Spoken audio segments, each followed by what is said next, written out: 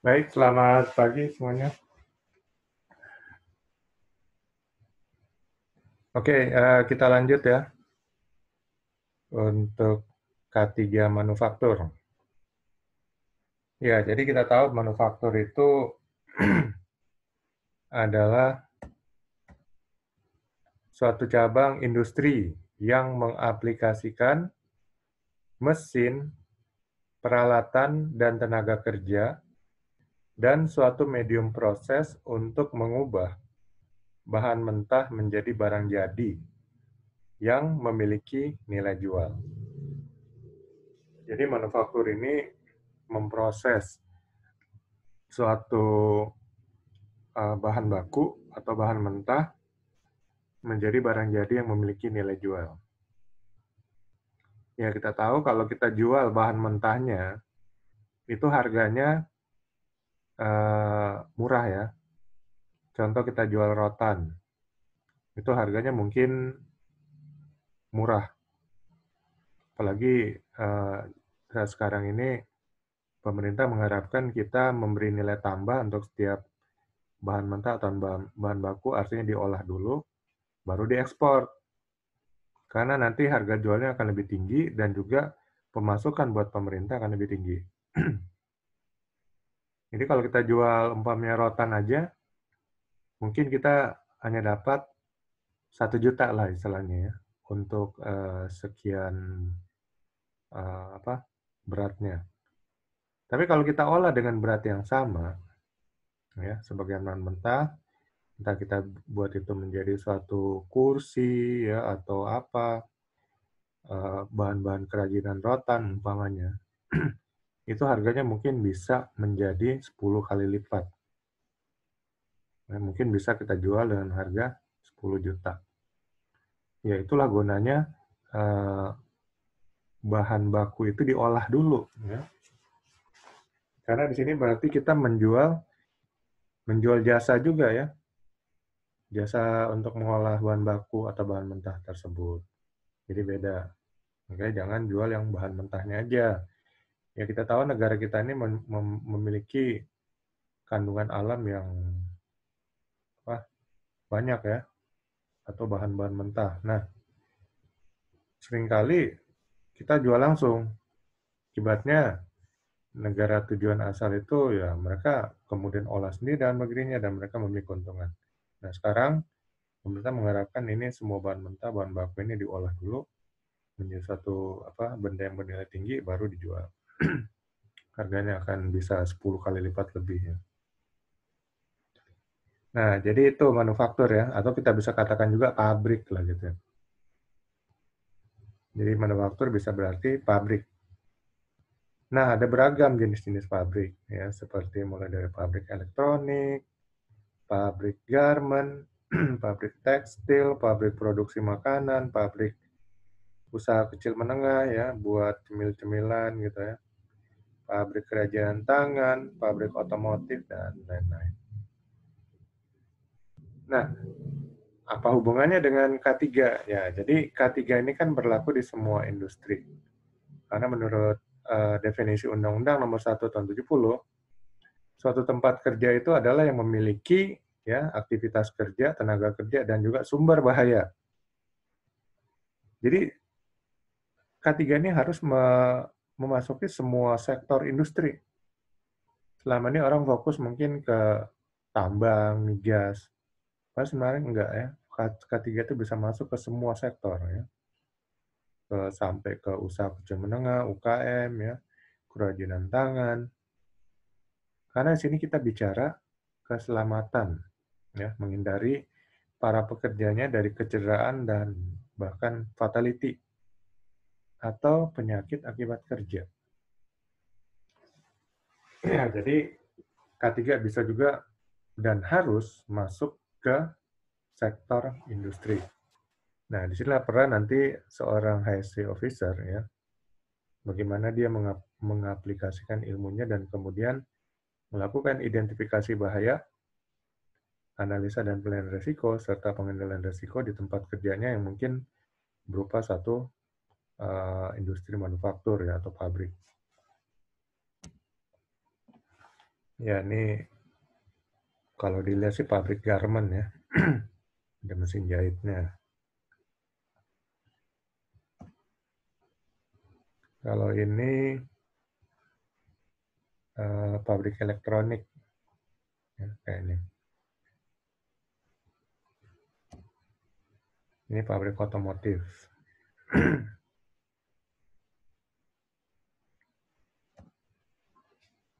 Ini pabrik pengolahan makanan ya.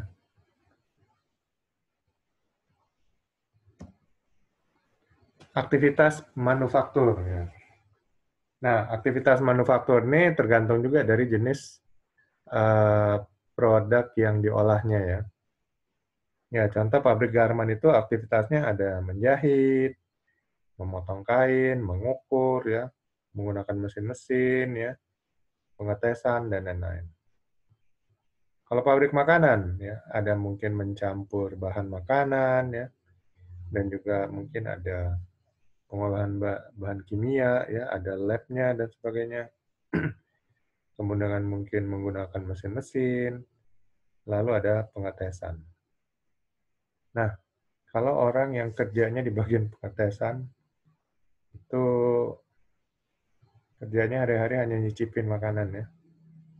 Jadi akan nyicip, sampling, oh udah cukup ya. Jadi dibayar gede, kerjanya cuma nyicipin makanan, karena setiap hari pasti dia harus ngambil samplingnya untuk mencoba merasakan, jangan sampai ada perbedaan rasa ya dengan standar yang ada. Jadi memang lidahnya sudah terlatih gitu. Dan dia akan ngetes, dan kemudian kalau sudah sesuai dengan standar ya dia akan bilang oke ya, lolos PES QC. Kemudian ada pabrik elektronik. Nah ini mungkin beragam kegiatan juga, salah satunya adalah menggunakan mesin-mesin ya, mesin pemotong, gerinda, las, ya, solder dan sebagainya. Lalu kalau pabrik otomotif, ya ini sama menggunakan mesin-mesin mungkin, gerinda, pemotong, mesin bubut, pengecetan, mesin las, dan lain-lain. Pabrik baja, ya, ada tanur ya, dapur api, mesin potong, gerinda, mesin bubut, mesin las, dan sebagainya. Ya, ini masing-masing aktivitas manufaktur akan berbeda tergantung daripada produk yang dihasilkannya. Ya, ini bermacam-macam jenis mesin ya. Mesin bubut, mesin potong, kemudian mesin las, mesin pres. Ya, jadi ada mesin-mesin produksi, ya, ada mesin perkakas dan lain sebagainya.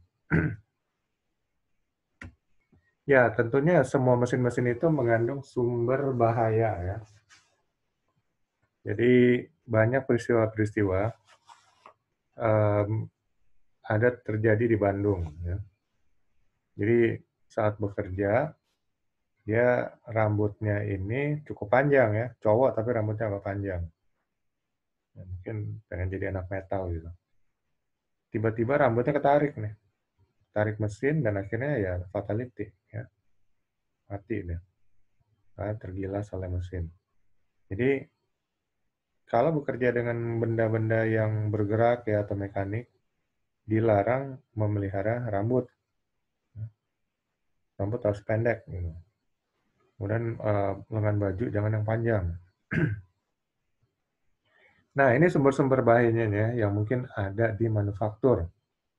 Ya, tergantung juga dari jenis aktivitas dan jenis mesin-mesin yang digunakan. Tapi yang intinya adalah seringkali kecelakaan itu karena ketidaktahuan dan kurangnya kompeten dari pekerjanya. Jadi kurang begitu tahu ya, sudah disuruh melakukan satu aktivitas kerja. Kurang mengetahui cara penggunaan mesin, sudah diberi tanggung jawab untuk memakai mesin tersebut dan belum diberi pelatihan. Nah, itu jelas sumber bahaya ya. Jadi perusahaan harus meyakinkan nih bahwa orang yang melakukan satu aktivitas kerja, apalagi menggunakan satu mesin, itu benar-benar sudah tahu dan paham ya dengan penggunaan dan cara penggunaan mesin tersebut. Yang kedua mungkin terburu-buru. Nah, ini seringkali juga ya menjadi penyebab. Terburu-buru itu oleh karena ada satu hal ya, sehingga dia main shortcut, pengen cepat selesai, dan biasanya kalau orang terburu-buru, itu tidak fokus dan konsen. Nah, akibatnya, kalau dia bekerja dengan peralatan, mesin, dan sebagainya, ya, itu beresiko untuk terpapar dengan insiden. Ya, ini yang sering terjadi ya, buru-buru. Entah itu mungkin ada satu hal yang akan dia kerjakan atau uh, apa disuruh oleh bosnya ya, bosnya marah-marah, cepat cepat cepat, nah gitu ya. Akhirnya dia memaksakan diri dan menjadi terburu-buru.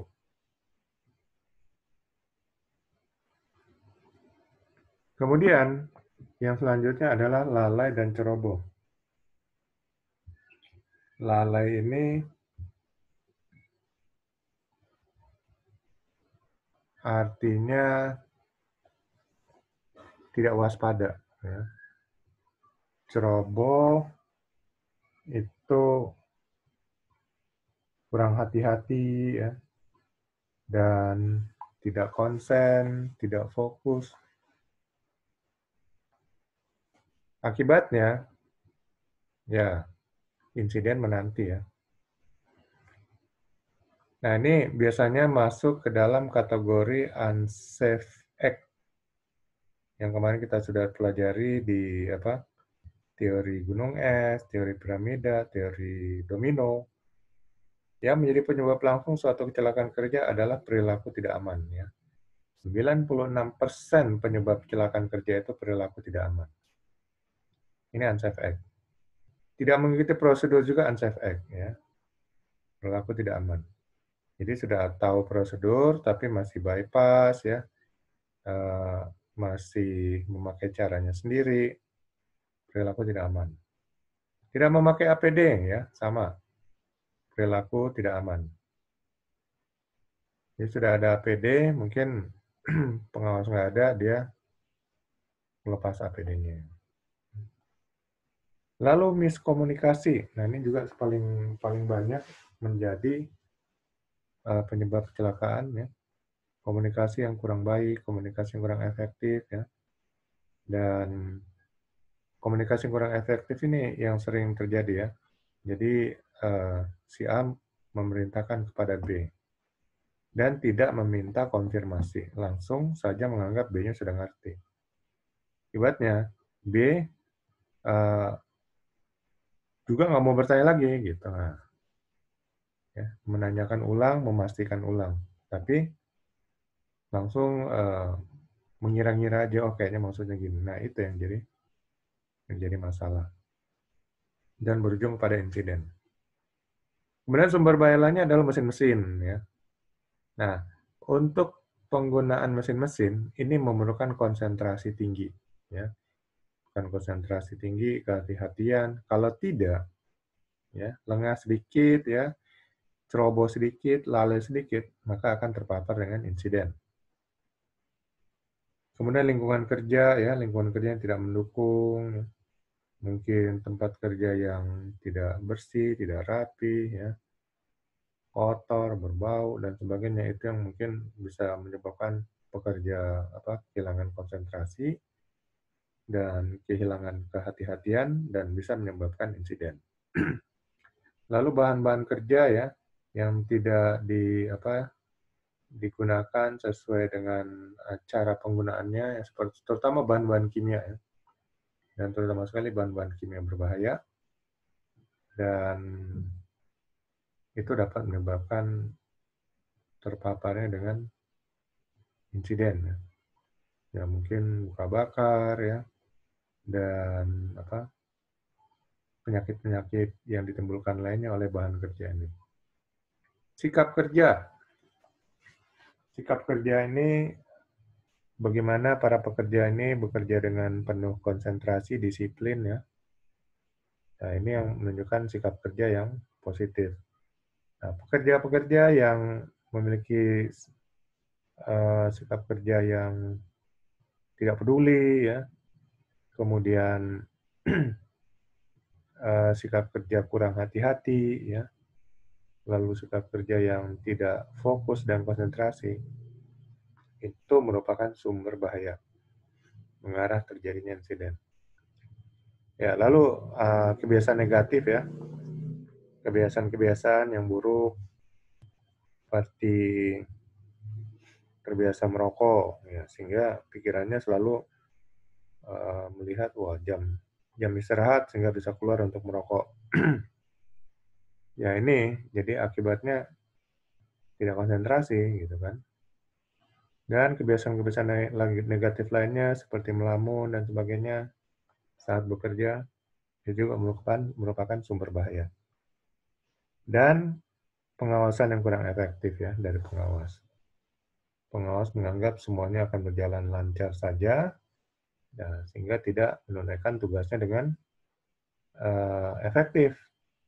Dan itulah yang bisa menimbulkan atau menjadi suatu sumber bahaya. Nah, kecelakaan kerja yang sering terjadi di manufaktur adalah terjepit.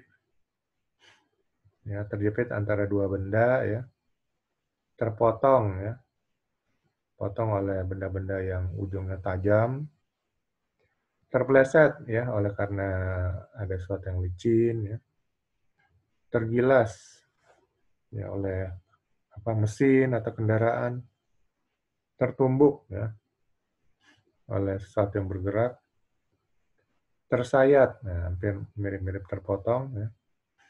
Cuman tersayat ini ya tidak sampai lebih parah daripada terpotong. Tertarik mesin, nah ini yang tadi saya ceritakan ya.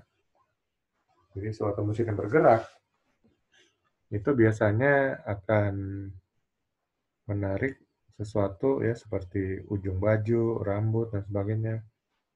Dan ya siapa yang bisa melawan tenaga mesin ya? Tersetrum listrik ya rata-rata di tempat kerja di pabrik ada listrik, dan ini juga yang sering menjadi sumber bahaya ya, menyebabkan kecelakaan kerja yaitu luka tersetrum ya, apakah luka bakar ataupun meninggal dunia ya. Kemudian peristiwa kebakaran, terpapar bahan kimia, terpapar kebisingan, suara mesin-mesin ya, terpapar hawa panas, dan lain-lain sebagainya. Jadi masih banyak lagi jenis-jenis kecelakaan kerja yang mungkin terjadi di pabrik. Nah ini, walaupun mungkin probabilitasnya tidak besar, tapi tetap aja ini akan melukai manusia ya. Dan kita tahu apabila pekerja juga sudah kena kecederaan, kecelakaan, mungkin mereka akan kehilangan waktu produksinya, dan itu juga kerugian bagi perusahaan. Jadi kecelakaan kerja ini akan menjadi suatu rantai domino ya, yang akan menyebabkan kerugian yang sangat besar bagi perusahaan. Kemudian bisa timbul juga penyakit akibat kerja, seperti darah tinggi, tuli, sakit paru-paru, sakit lambung, kelelahan ya. Ini yang sering terjadi, fatigue ya, kelelahan, memaksakan diri untuk lembur dan sebagainya. Stres ya, karena tekanan pekerjaan ya, dikejar-kejar oleh target kerja, depresi, Kalau depresi ini perasaan kehilangan yang sangat tinggi. Kehilangan sesuatu, kehilangan waktu, kehilangan harga diri, kehilangan orang yang dicintai, kehilangan barang yang dicintai, itu masuk ke depresi. Bedakan kalau dengan stres ini tekanan ya. Tekanan harus menyelesaikan sesuatu, tekanan harus mencapai sesuatu ya, tekanan harus melakukan pekerjaan ya, pekerjaan yang harus diselesaikan dan sebagainya, itu namanya stres. Nah, kadang-kadang kalau stres dan depresi bersatu ya ini akan makin parah keadaan orang tersebut ya. Kemudian bisa menyebabkan kanker. Jadi menurut data ini kanker ini rata-rata berasal dari tempat kerja.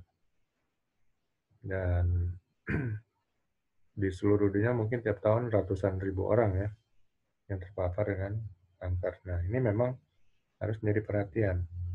Shock, ya. Shock ini tekanan mental yang hebat. Ya, ada tekanan mental, ada tekanan mental yang hebat, shock. Lalu mungkin bisa asma ya, gangguan paru-paru, dermatitis, gangguan kulit, dan lain-lain. Nah, ini merupakan penyakit akibat kerja yang bisa ditimbulkan oleh aktivitas pekerjaan di manufaktur.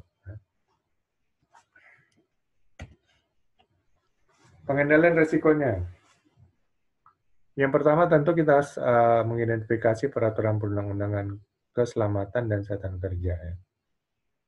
Kemudian melakukan sosialisasi regulasi peraturan perundangan tersebut, lalu diterapkan dan diawasi kepatuhannya. Lalu menyediakan fasilitas K3 seperti alat pelindung diri gratis, fasilitas pengobatan ya jika diperlukan. Kemudian memberikan pelatihan-pelatihan K3 ya, ke awareness, kewaspadaan ya terhadap bahaya dan risiko, dan sertifikasi terstruktur dan berkala. Lalu membuat sistem K3, menyiapkan SOP, Working Instruction, JSA. Pengawas dilatih dan konsep pengawasan yang efektif dibuat menjadi sistem pengawasan terpadu. Jadi dengan pengendalian risiko ya, menerapkan peraturan perundang-undangan ya, kemudian menjadikan fasilitas K3, pelatihan, membuat sistem K3 dan standar prosedur, pengawas dilatih ya sehingga bekerja dengan efektif. Maka diharapkan risiko yang bisa terjadi di manufaktur ini dapat diminimalisir. Kemudian identifikasi semua bahaya dan risiko, dianalisa, dikendalikan, dan dimonitoring secara berkala. Lalu evaluasi berkala konsep dan metode pengendalian risiko untuk diperbaiki secara berkala efektivitasnya. Ya, jadi dengan pengendalian risiko ini, maka diharapkan angka kecelakaan kerja dapat diturunkan menjadi 0 ya, atau minimal diminimalisir atau dikurangi frekuensinya. Fasilitas K3 yang dapat disediakan seperti klinik ya, jika seandainya jauh dari fasilitas kesehatan yang ada, ya juga obat-obatan dan tenaga medis, lalu peralatan pengendali kebakaran, pelatihan K3 dan sertifikasi, tim penanggulangan keadaan darurat dibentuk, lalu menyediakan fasilitas K3, kotak P3K, alat pelindung diri yang sesuai, menerapkan SMK3 dan membentuk panitia pembina keselamatan dan kesehatan kerja, P2K3, menyediakan SOP untuk setiap aktivitas kerja, pengawas yang efektif, serta sertifikasi peralatan dan instalasi teknisnya. Nah, lalu peran HSE Officer adalah di sini memberi pelatihan K3 ya. Kemudian ikut mengawasi jalannya aktivitas pekerjaan ya, supaya melihat ada perilaku-perilaku atau tindakan tidak aman dan kondisi tidak aman untuk segera dikendalikan. Kemudian melakukan kerjasama, koordinasi, dan komunikasi dengan pihak-pihak terkait lainnya. Dan jika terjadi kecelakaan, turut serta dalam investigasi untuk mengumpulkan data, lalu melakukan inspeksi berkala dan audit berkala. Lalu meningkatkan performa K3 di tempat kerjanya.